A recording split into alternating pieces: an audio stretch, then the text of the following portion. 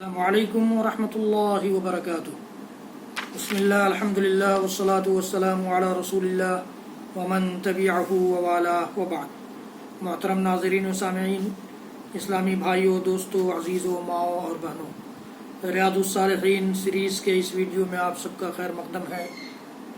محترم سامعین، آج کے اس ویڈیو میں ریاض الصالحین کی حدیث نمبر 53 ہم جانیں گے۔ صبر کا چیپٹر چل رہا ہے، صبر کا بیان چل رہا ہے۔ اس سے پہلے کی ویڈیوز میں صبر سے متعلق مختلف حدیثیں مختلف انداز میں آپ نے سنی ہیں۔ آج بھی اسی سے متعلق ایک حدیث سنیے۔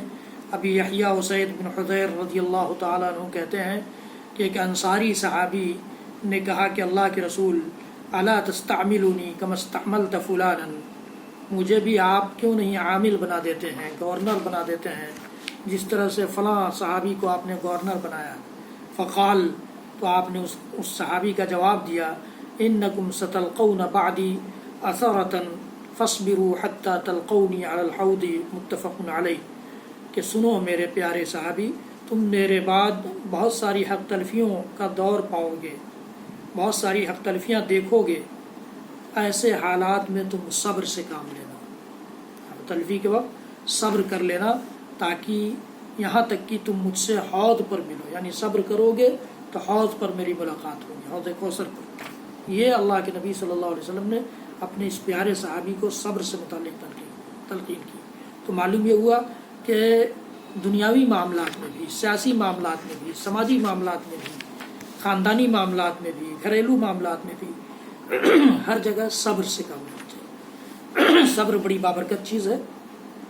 صبر کی برکت یہاں تک پہنچاتی ہے انسان کو کہ وہ حوض کوثر پر نبی اکرم صلی اللہ علیہ وسلم سے مل لے گا، آپ کے ہاتھوں سے پانی پیے گا، وہ پانی جس کے پی لینے کے بعد آدمی کو پھر پیاس نہ لگے۔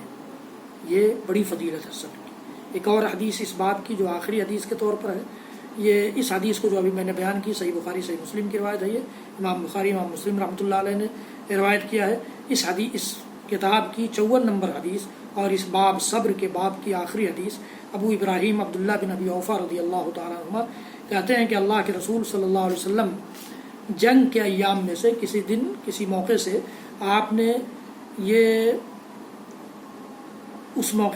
نے سورج کے مائل ہونے کا انتظار کیا، سورج کے ڈھل جانے کا انتظار کیا۔ انتظر حتی اذا مالت الشمس قام فیہم، پھر لوگوں میں آپ کھڑے ہوئے صحابہ کرام میں اور کہا کہ یا ایھا الناس لا تتمنوا لقاء العدو، لوگوں دشمن سے ملاقات اور مٹبھیڑ کی تمنا مت کرو، تمہاری آرزو نہ ہو کہ دشمن سے ملیں اور لڑیں، نہیں، اس کی تمنا نہیں کرنا۔ واسألوا اللہ العافیہ، بلکہ دشمن سے مٹبھیڑ سے عافیت طلب کرنا ہے اللہ تعالیٰ سے۔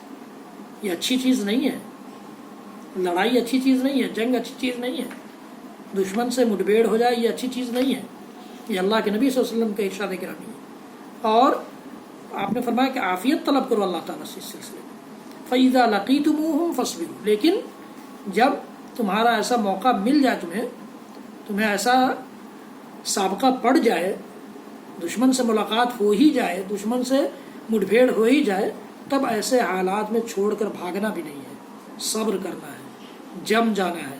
اور پھر اللہ کے نبی صلی اللہ علیہ وسلم نے فرمایا کہ وَاعْلَمُوا أَنَّ الْجَنَّةَ تَحْتَ ظِلَالِ السُّيُوفِ، جان لو کہ جنت تلواروں کے سائے تلے ہے، جنت تلواروں کے سائے تلے ہے۔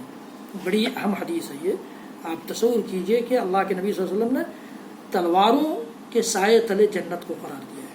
تو جہاں حق اور باطل کی جنگ ہو، باضابطہ اماراتی امیرانہ انداز میں، اور کلمہ حق اور کلمۃ اللہ کی بلندی کی خاطر لڑائی ہو رہی ہو، ایسے حالات میں دشمن سے لڑنے سے پیچھے نہیں ہٹنا۔ اگر دشمن سے ملاقات ہو جائے، دشمن سے لڑائی ہو جائے، اور یہ سوچ کر لڑنا ہے کہ اس لڑائی میں اگر ہم کام آ جاتے ہیں تو ہمیں جنت ملنے والی ہے۔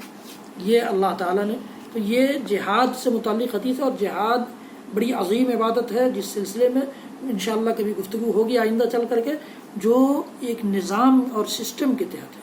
ہر آدمی بم لے کر نکل جائے، تلوار لے کر نکل جائے، گن لے کر نکل جائے، اور جہاں چاہے پبلک پلیس پہ یا مارکیٹ میں یا مسجد میں یا مندر میں یا کہیں اور یا پارک میں جا کر کے بم بلاسٹ کر دے اور لوگوں کو مار دے اور کہے کو جہاد کر رہا ہے، تو یہ جھوٹا دعویٰ ہے، یہ جھوٹا جہاد ہے۔ اس طرح کا جہاد اسلام نہیں چاہتا، اس طرح کے جہاد کی اجازت شریعت نہیں دیتی۔ محترم سامعین، اس کو ذہن میں رکھیے، اپنے بچوں کو یہ باتیں سنائیے، سکھلائیے، شریعت کے اصول اور ضابطوں کو اپنے بچوں کے ذہن نشیں کیجیے، ورنہ یہ بچے آئندہ چل کر کسی بہکاوے میں آ سکتے ہیں۔ اس لیے یہ ذہن میں رہے کہ یہ جہاد نہیں ہے انفرادی طور پر۔ ثم قال النبی صلی اللہ علیہ وسلم، اسی حدیث کا ایک ٹکڑا یہ بھی ہے، پھر اللہ کے نبی صلی اللہ علیہ وسلم نے دعا فرمائی، اللہم منزل الکتاب ومجری السحاب وحازم الاحزاب اہزمہم وانصرنا علیہم۔ اے کتاب کے نازل کرنے والے اللہ، اے بادلوں کو چلانے والے اللہ، اے گروہوں کو، دشمنوں کو شکست دینے والے اللہ، اہزمہم، انہیں شکست دے دے اور ان کے خلاف ہماری مدد فرما۔ صحیح بخاری صحیح مسلم کی روایت۔ تو اس میں صبر سے متعلق اللہ کے نبی صلی اللہ علیہ وسلم نے حکم دیا ہے۔ یہاں صبر کے معنی جم جانا ہے، طاعت پر صبر کرنا ہے۔ صبر سے متعلق اس سے پہلے میں نے آپ کو بتایا تھا کہ طاعت پر صبر، نیکی کے کاموں پر جم جانے کو بھی صبر کہتے ہیں، اور برائی سے رک جانے، اپنے آپ کو روک لینے کو بھی صبر کہتے ہیں، اور مصیبت کے وقت اپنی زبان سے جزا فضا یا اپنے عمل سے جزا فضا کا انداز اختیار نہ کرنے کو بھی صبر کہتے ہیں۔ تو صبر کی ان تینوں قسمیں مطلوب ہیں شریعت میں، اور ہمیں تینوں قسموں کا عادی بننا چاہیے اور ان کو اپنے عادت میں لانا چاہیے۔ حضرات گرامی، صبر کا باب ختم ہوتا ہے۔ انشاءاللہ العزیز آئندہ کی ویڈیوز میں آپ صدق، سچائی سے متعلق حدیثیں جانیں گے، سنیں گے، اور سچائی کی کیا اہمیت ہے اور اس کے کیا فوائد ہیں، یہ ہم اور آپ جانیں گے۔ رب العالمین ہم سب کو کہنے سننے سے زیادہ عمل کی توفیق دے۔ حضرات گرامی، یہ یاد رکھیے کہ دین کی ان چھوٹی چھوٹی باتوں کے ذریعے ہم اپنے بچوں، اپنے گھر والوں کی تربیت کر سکتے ہیں، دینی تربیت کر سکتے ہیں۔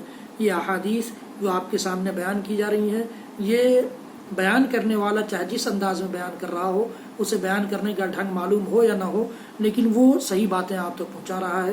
اس لیے آپ کو کوشش کرنی چاہیے کہ ان صحیح باتوں کو حاصل کریں، خود بھی حاصل کریں اور دوسروں تک پہنچائیں بھی۔ حضرات گرامی، میرے اس ویڈیو کو زیادہ سے زیادہ لوگوں تک پہنچائیے، شیئر کیجیے، میرے چینل کو سبسکرائب کیجیے، بیل آئیکن ضرور دبائیے، لائک بھی کیجیے، اور میرے اور سارے ویڈیوز دیکھنے کے لیے یوٹیوب پر جائیے، شاہد اقبال سنابلی ٹائپ کیجیے اور دینی معلومات میں اضافہ کیجیے۔ اللہ تعالی ہم سب کا حامی و مددگار ہو۔ وصلی اللہ تعالی علی نبینا محمد وعلی آلہ وصحبہ وسلم۔ سبحان ربک رب العزۃ عما یصفون وسلام علی المرسلین والحمد للہ رب العالمین۔ والسلام علیکم ورحمۃ اللہ وبرکاتہ۔